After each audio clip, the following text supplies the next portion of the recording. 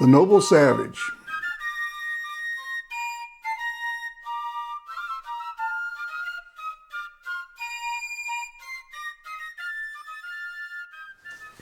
The noble savage is a stock character in Western literature, representing the innate goodness and morality of primitive people living in harmony with nature. Some Europeans use the term to describe the indigenous peoples of North America. The noble savage myth says they're honorable, bold, proud, independent, of stately bearing.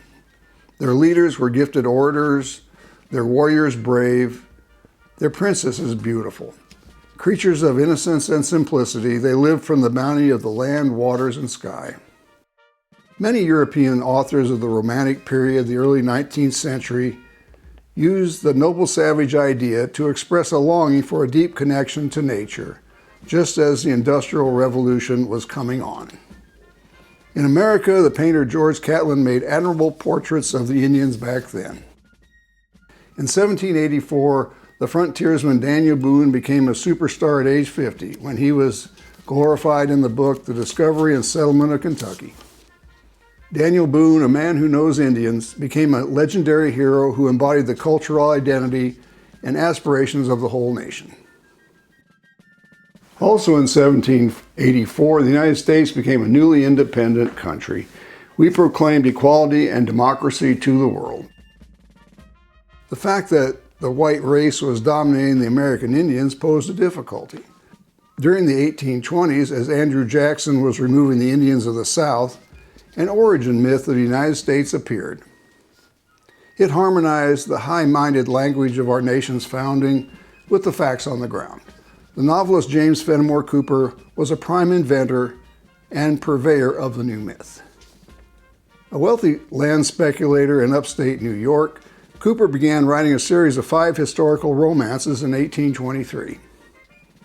They were set during the French and Indian War 75 years earlier, when Britain defeated France and gained Canada and all the land east of the Mississippi. Native American allies had fought on both sides. The most famous of Cooper's 5 best-selling novels was The Last of the Mohicans, 1826. The Mohicans were an Algonquin tribe of east central New York and parts of New England. In the story, the last noble and pure native, the chief of the Mohicans, dies after fighting alongside the English. He had adopted a white youth as his son named Hawkeye and affirms their kinship at the end of his life. An old Delaware sage prophesies, "The pale faces are masters of the earth, and the time of the red men had passed." Readers actually came to believe this invented tale had happened. And so, in James Fenimore Cooper's fictional Birth of America, the European settlers were innocently following their destiny. They had learned all the natives had to teach, and the two races were symbolically joined, though not through intermarriage. Now it was only natural for the original inhabitants of the land to disappear. The local newspapers of the time also promoted the idea that the native peoples were vanishing. It all gave a soft glow to what was actually less than inspiring. White settlers were invading, attacking, and squatting on the land of indigenous peoples. In some cases, deliberately trying to exterminate them and bringing them wasting disease. There were rationalizations for appropriating native lands. Thomas Jefferson promoted the agrarian social ideal, that family farming would result in widespread property ownership, political decentralization, and strong moral character. As president, he championed U.S. expansion into the West. Then there was scientific racism, a totally unscientific belief in European ethnic superiority. White supremacy had been the real rationale for the English stealing native lands, as well as enslaving African peoples, both of which began in the early 1600s in the colonies. The pretty autumn story of Thanksgiving is partially true. Indigenous peoples were, in general, welcoming when Europeans first arrived, with both sides benefiting from trade. The local natives helped the newcomers establish thriving colonies independent of England within a few years. Only later were the Indian nations provoked to war by the colonists. Let's consider just one example of the treachery of whites and mistreatment of the Indians. When the Pilgrims, or Puritans, landed at Plymouth, Massachusetts in 1620, they were in danger of starving until saved by Tisquantum, an Indian who resided with the Wampanoag people. His own tribe had been wiped out by disease brought by Englishmen. In October the next year came the first Thanksgiving. About 90 Wampanoag and their chief joined the Pilgrims for 3 days of feasting. Things deteriorated, however, especially when disease brought by Europeans devastated the Indians. In 1631, the Puritan minister Increase Mather wrote that he believed a smallpox epidemic was an act of God against the quarrelsome Indians to support the colonists' claim to the land. Relations worsened. The Wampanoag resented the expansion of Puritan settlements, especially after they began using military force to coerce its sale. These are some modern Wampanoags. In 1675, the governor of Plymouth Colony executed 3 Wampanoags. They were charged with murder, but historians debate the fact. There were no natives on the jury except a few Christianized Indians. The Wampanoag chief, Metacom, or Philip as they called him, retaliated by leading his and other nations to war. The colonists had some tribes, such as the Mohawks, on their side. In King Philip's War, or the First Indian War, several thousand on both sides were lost, and dozens of Puritan settlements destroyed before the Wampanoag alliance was defeated 14 months later. Thousands more of the native population were lost to illness, sold into slavery in the Caribbean, or fled to other regions. Near the end of the war, a dastardly genocide was committed by the colonists. This was the Great Swamp Massacre of 1675. The Narragansett Indians had signed a treaty of neutrality with Massachusetts Bay Colony in October 1675, but the settlers still distrusted them. The next month, the governor of Plymouth Colony led a combined force of Massachusetts and Connecticut militia against the tribe. They cornered them at Great Swamp in Rhode Island. It was a cold December and the swamp had frozen over. The colonial force of 1,000 found the Narragansett fort on December 19th and attacked. About 100 warriors and 70 colonists died in the battle, but some 50 warriors and 600 women, children, and elderly also perished when they were burned alive. The fort was torched and anyone who tried to escape was shot down. Most of the tribe's winter stores were also destroyed. Native Americans had a different concept of land ownership than Europeans. They believed it was a shared resource owned by a group of people and could not be privately held. They viewed the earth as a relative with whom they had a mutually beneficial relationship and cared for it as they would a family member. Native Americans did not subdue the countryside or the creatures on it. They thought that spirits dwelled in the land, and some of it was sacred, if it contained the graves of the dead. The Christian settlers had a totally different outlook. They read Genesis 1:26, quote, "God said, let man have dominion over the whole earth," end quote, and took this as free license, rather than appointment as caretakers. And the Native Americans were not sovereigns in their own land. They were considered heathens who did not know the one true God. Deuteronomy 20:16-17 told the Puritans, quote, "In the cities of these peoples that the Lord your God gives you for an inheritance, you shall save nothing alive that breathes, but you shall utterly destroy them, as the Lord your God has commanded." Under white man law, the colonial governments had the power to authorize the alienation of any indigenous territory within their borders, which were considered virgin land. In the New Testament, John 3:18 is plain spoken about the opinion of those outside the faith. Quote, "Whoever does not believe is condemned already, because he has not believed in the name of the only Son of God," end quote. As a Puritan minister, physician, and poet, Michael Wigglesworth wrote in 1662, Indian lands were, quote, "a waste and howling wilderness, where none inhabited but hellish fiends, and brutish men that worship devils," end quote. The only duty the Christian had towards the Native Americans was to try to convert him, not only to Christianity, but the white man's way of life. Indians who converted were called praying Indians, and considered traitors by other people.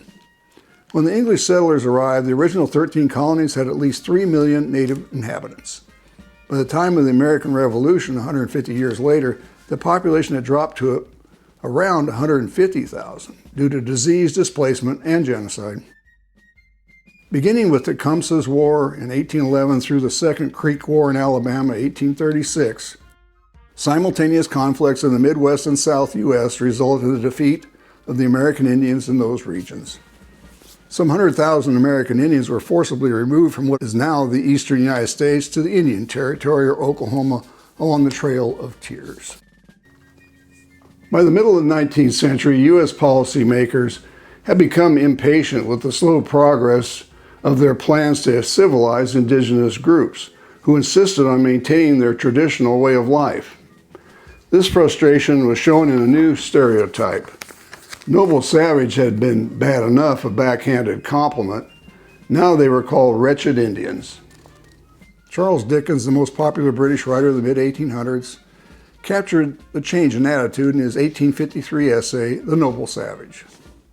It reads in part, quote, "I have not the least belief in the noble savage. I consider him a prodigious nuisance. He is a savage, cruel, false, thievish, murderous, addicted to entrails and beastly customs, conceited, tiresome, bloodthirsty. As mere wild animals, they are wretched creatures, very low in the scale and very poorly formed, of miserable nature. The drawing of any comparison or advantage between the blemishes of civilization and the tenor of this swinish life is whimpering maudlin admiration," meaning weakly emotional. "His virtues are a fable, his happiness is a delusion, his nobility, nonsense. The world will be all the better when his place knows him no more," end quote.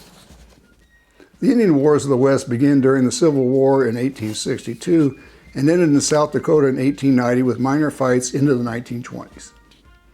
This was the period of the famous Battle of Little Bighorn, Custer's last stand, in 1876.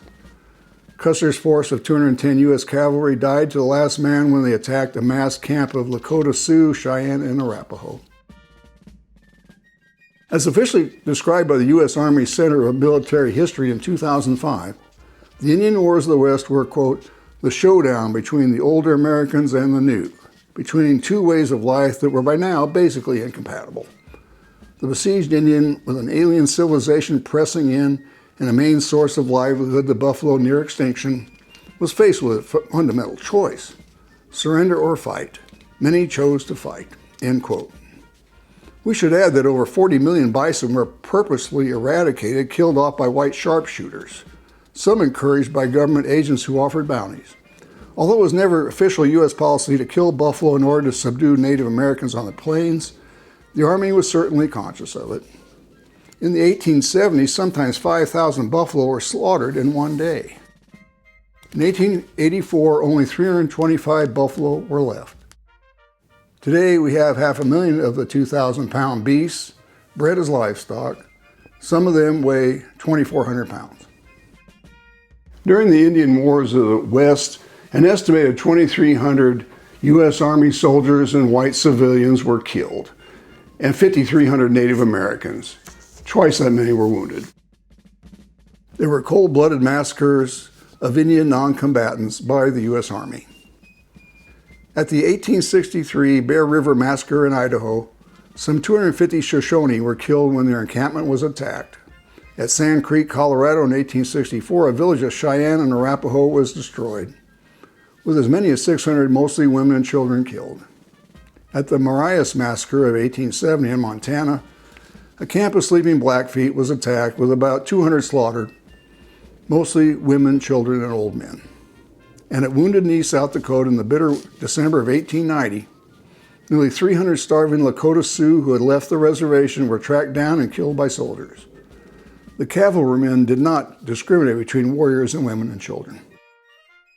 The Indians also committed atrocities.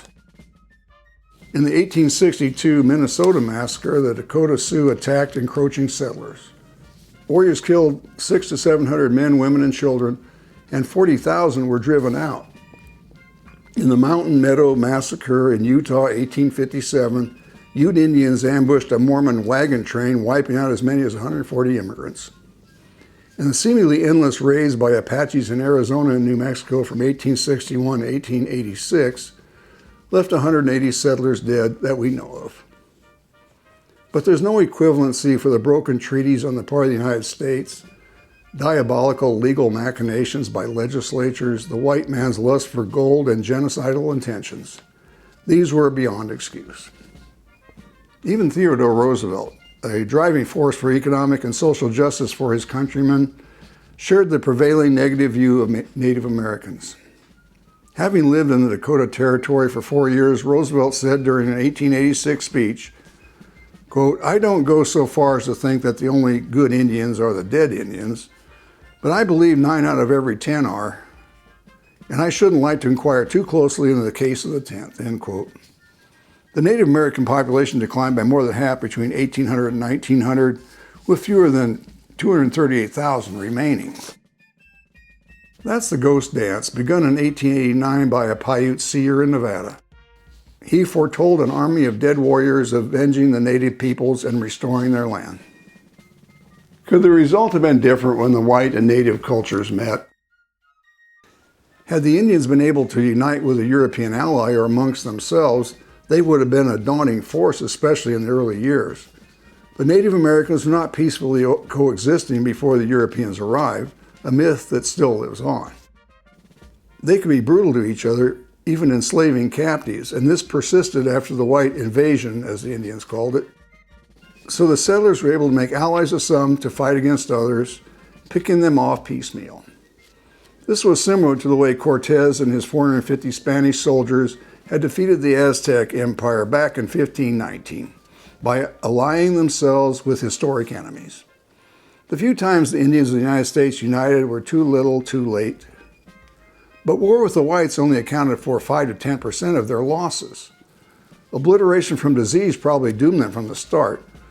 A lack of technology was also a hindrance, and it is too much to expect that the Europeans could have been more collegial and fair-handed, given their possessive culture and damning religion. Indians were pushed from the east to the barren west, and most of the Indian reservations were located in remote areas unfit for agriculture or any kind of investment or development. The U.S. government's policy led to a precipitous drop in the population of Indian communities, deterioration of their living conditions, low economic status, and lost political influence. American Indians remain in serious survival and development crisis.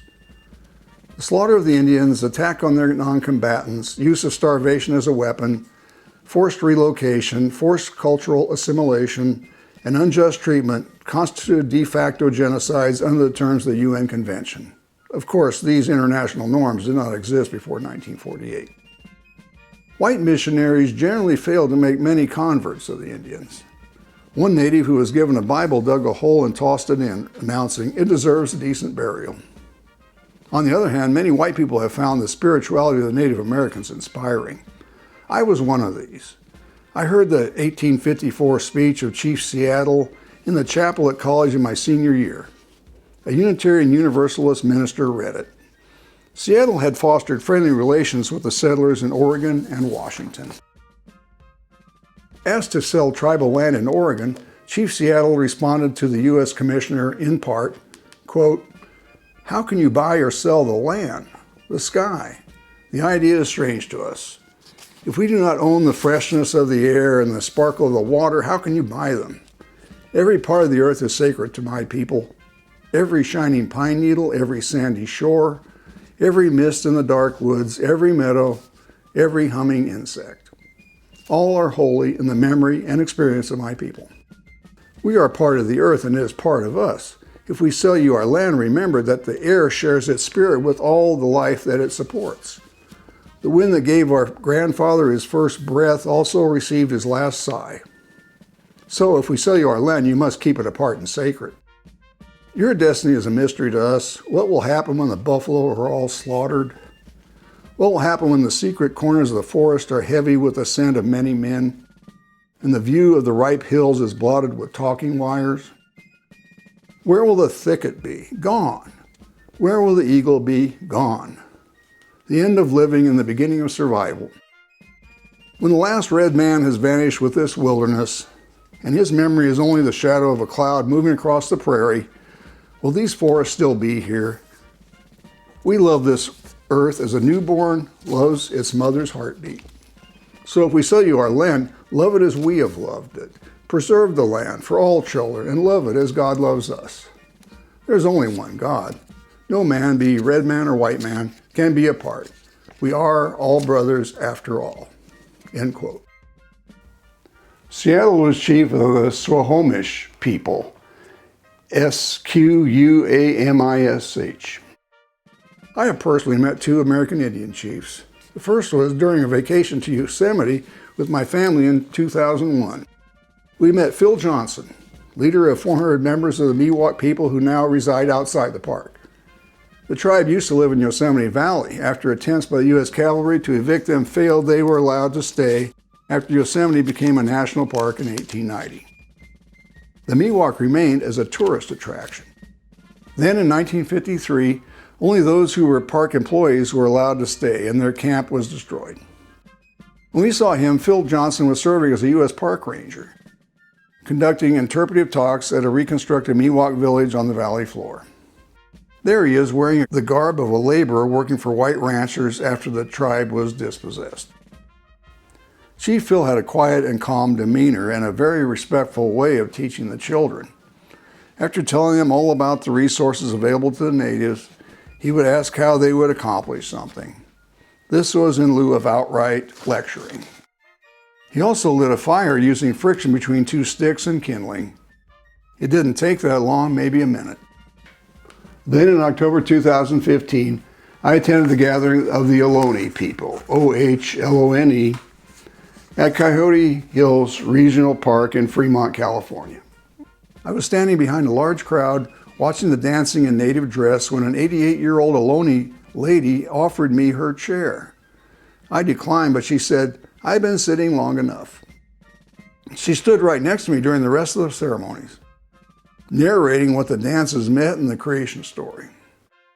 She had been in Indian school as a girl and was not allowed to speak her language. Later, she became a school teacher herself. At the end of the festivities, she graciously asked if I would like to meet their chief. I said, yes. What an honor. The Ohlone lived in California from Monterey north to San Francisco. When the Spanish on 3 ships under Vizcaino arrived in Monterey Bay in 1602, the Ohlone left food for them on hilltops: abalone, dried fish, and squash.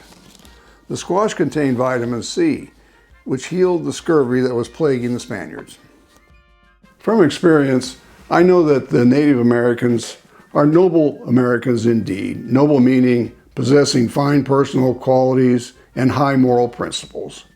How they can look on a white man like me with any kindness is beyond me. But a love of community naturally grows from the heart of this people. Happy Thanksgiving.